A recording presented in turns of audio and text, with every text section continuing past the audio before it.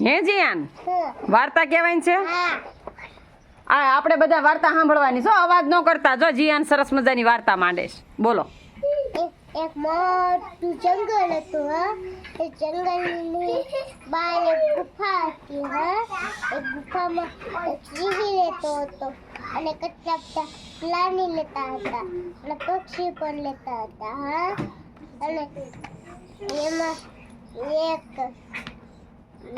ઝાડ એવું હતું એમાં એક કાળું એવું હતું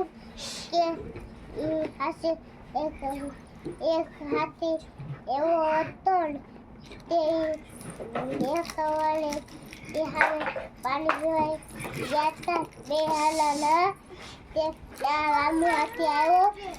ટોપાઈ અને એને સૂંચી આમ પાણીમાં રાખી દીધા તે પછી બાલા આવ્યા તે એમ કીધું હવા નાવાની મજા આવી ને એમ કીધું રામુ હાથી તે એ બે મેં કીધું રામુ હાથી તું તો કોઈ દિવસ સુધરી જ નહીં એમ કીધું તે પછી એ રામુ હાથીને પાણી આ બાજુ ધ્યાન રાખીને બોલ હેરાન થઈ ગયા હતા હા તે એક દિવસ એક સીસા બોલાવી સિંહલાજાની ગુફા આગળ હા તે સિંહલાજા તો જંગલનો રાજા હતો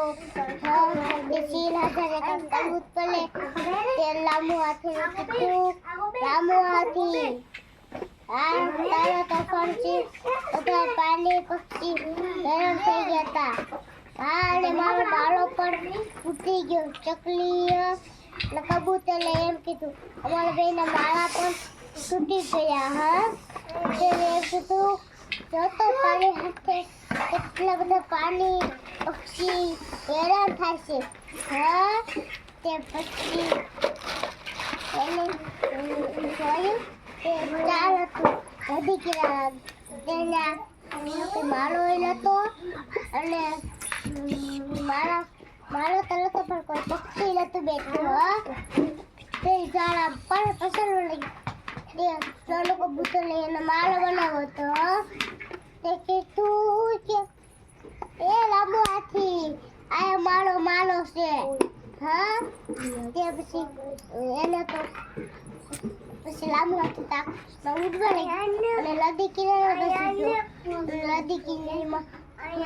કરવા લાગી એમ કીધું ચલો કબૂતર કોઈ દિવસ તારો નહીં લે તારો મારો નહીં પાડું એમ કીધું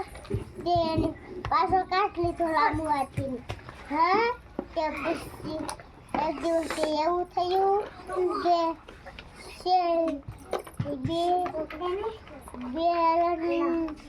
ને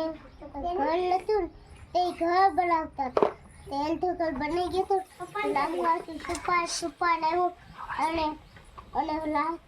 મોટો દંડો પડ્યો હતો એનો સુનવા લીધો અને સુંડે ઘર પાડવા લાગી તે પછી ઘર એ બે હલનને માથે પડ્યું તે હલનને તો બહુ જ વાગ્યું તે તો દવાખી ગયા દવાખામાં તો બાસભાઈ ડોક્ટર હતા હા તે એને કીધું બાસભાઈ અમને આ બધું ધ્યાન રાખ અમારું ઘર અમારી માથે પડ્યું છે ને તેમને બહુ જ પાગ્યું છે તેને એમ કીધું તો તે મને દાખલ થવું પડશે 5 દી હા તેને પછી કલરને કીધું સારું હા તે તો દાખલ થઈ ગયા વાર્તા થઈ પૂરી સરસ લ્યો મસ્ત વાર્તા હતી હો ભાઈ